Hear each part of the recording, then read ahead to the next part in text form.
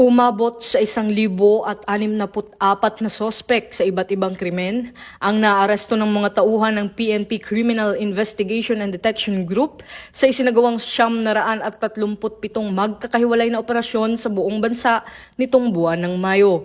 Ayon kay CIDG Officer in Charge, Police Colonel Rani Hatchuela, bahagi ng matagumpay na operasyon ang pagkakakumpiska ng 99 na loose firearms, 41 pampasabog, 732 iba't ibang magazine at 1,064 na bala ng iba't ibang kalibre, habang tinatayang 170.7 milyong piso ang kabuoang halaga ng mga nasamsam na ebidensya.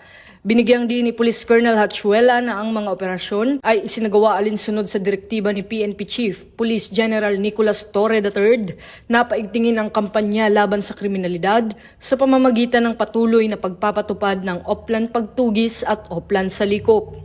Kabilang sa mga naaresto ay 16 na dayuhan, isang most wanted person with reward, 105 regional most wanted persons, 83 provincial most wanted persons, at 6 na miyembro ng criminal gang at communist terrorist group.